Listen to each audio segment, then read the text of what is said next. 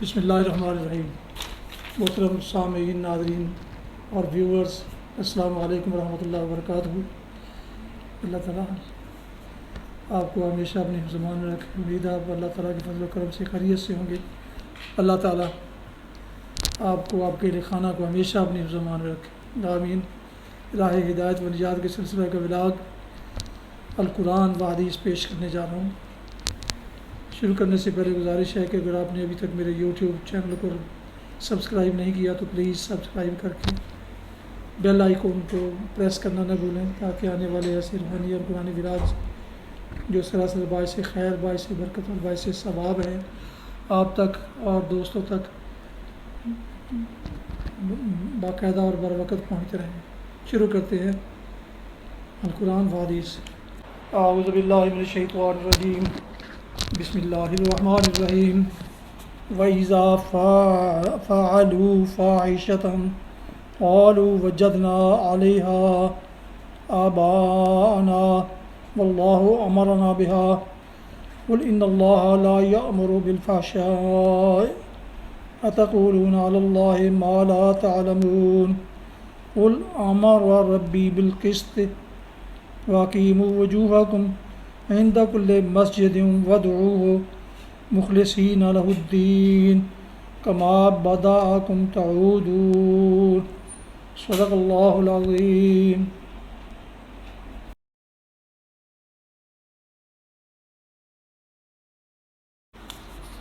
ابھی آپ نے سورہ الاعراف کی آیات مبارکہ 28 اور 29 کی تلاوت سماعت فرمائی۔ اس کا اردو ترجمہ پیش کرتا ہوں۔ وَإِذَا فَعَلُوا فَاحِشَةً أَوْ قَالُوا وَجَدْنَا عَلَيْهَا، یہ لوگ جب کوئی شرمناک کام کرتے ہیں تو کہتے ہیں ہم نے اپنے باپ دادا کو اسی طریقہ پر پایا ہے اور اللہ ہی نے ہمیں ایسا کرنے کا حکم دیا ہے۔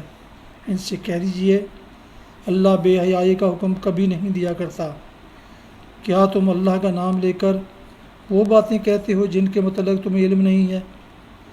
وہ اللہ کی طرف سے ہیں، اے محمد صلی اللہ علیہ وسلم۔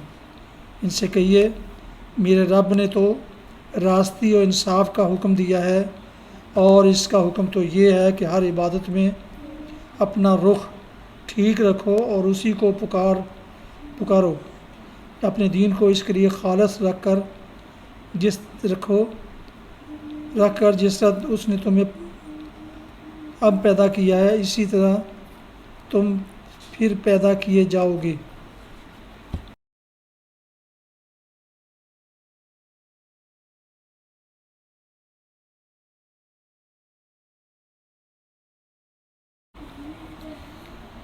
تلاوت کی جانے والی آیات مبارکہ کی تفسیر بیان کرتا ہوں۔ اللہ ہی نے ہمیں ایسا حکم کرنے کا حکم دیا ہے، اشارہ ہے اہل عرب کے برہنہ طواف کی طرف، جس کا ہم اوپر ذکر کر چکے ہیں۔ وہ لوگ اس کو ایک مذہبی فعل سمجھ کر کرتے تھے اور ان کا خیال تھا کہ خدا نے یہ حکم دیا ہے۔ ان سے کہیے اللہ بے حیائی کا حکم کبھی نہیں دیا کرتا۔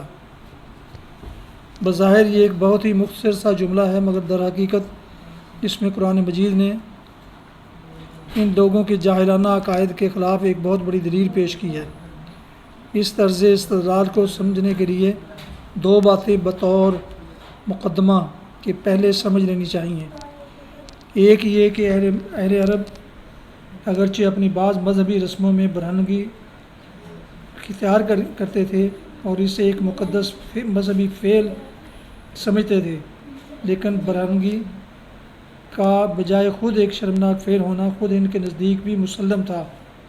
چنانچہ کوئی شریف اور ذی عزت عرب اس بات کو پسند نہ کرتا تھا کہ کسی معظم مجلس میں یا بازار میں یا اپنے اعزاء و اقرباء کے درمیان برہنہ ہو۔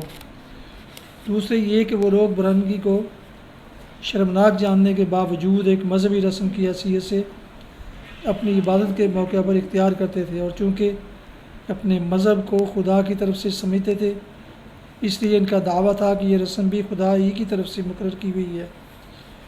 اس پر قرآن مجید یہ استدلال کرتا ہے کہ جو کام فحش ہے اور جسے تم خود بھی جانتے ہو اور مانتے ہو کہ فحش ہے، اس کے متعلق تم یہ کیسے باور کر لیتے ہو کہ خدا نے اس کا حکم دیا ہوگا؟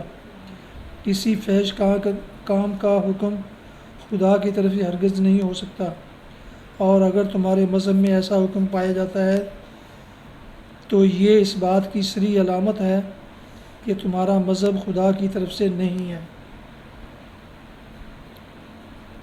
جس طرح اس نے تمہیں اب پیدا کیا ہے، اسی طرح تم پھر پیدا کیے جاؤ گے۔ مطلب یہ ہے کہ خدا کے دین کو تمہاری ان بیہودہ رسموں سے کیا تعلق؟ ان سے جس دین کی تعلیم دی گئی ہے، اس کے بنیادی اصول تو یہ ہیں: نمبر 1، انسان اپنی زندگی کو عدل و راستی کی بنیاد پر قائم کرے۔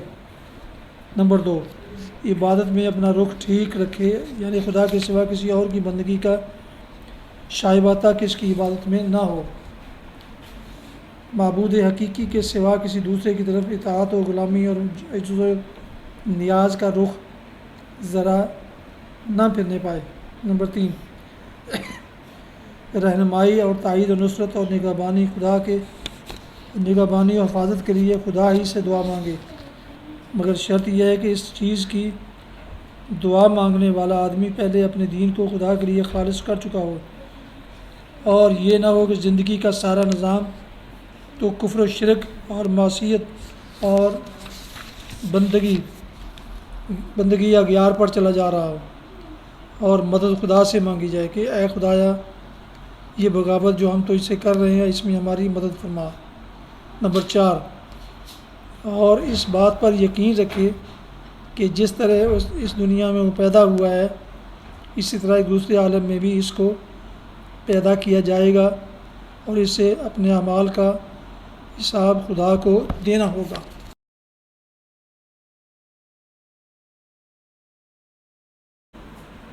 حدیث مبارکہ۔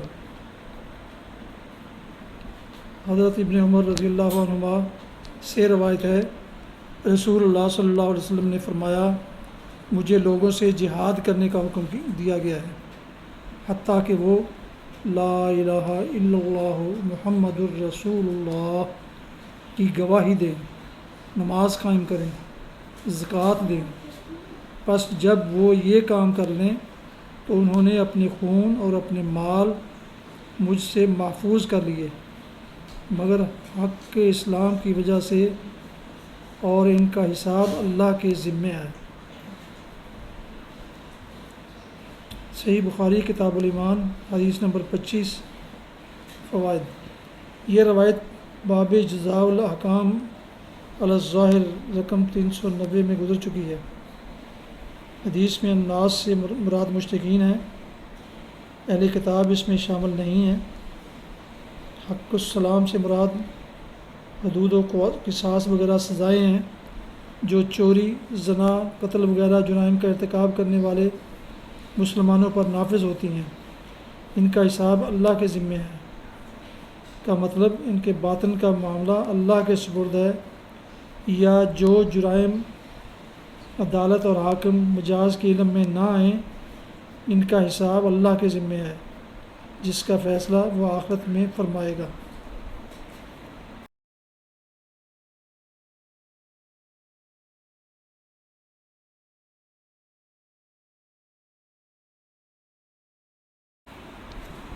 یہ تھا راہ ہدایت و نجات کے سلسلے کا ولاگ القرآن و حدیث، جس میں آج آپ نے سورہ الاعراف کی آیات 28 اور 29 کی تلاوت، ترجمہ اور تفسیر سماعت فرمائی۔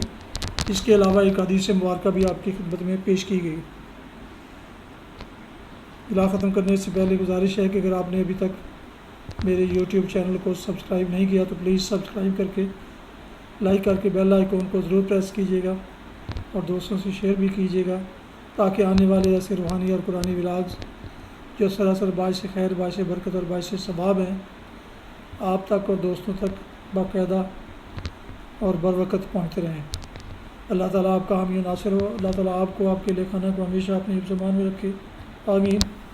اپنی دعاؤں میں پاک وطن، والدین، آباء و اجداد، اعزاء و اقارب، دوستوں کے علاوہ اس ناچیز کو بھی ان میں شامل فرما لیں۔ تو انتہائی شکر گزار ہوں گا۔ آج کا بلاغ ختم کرتا ہوں۔ السلام علیکم ورحمۃ اللہ وبرکاتہ۔ پاکستان زندہ باد۔ اللہ حافظ۔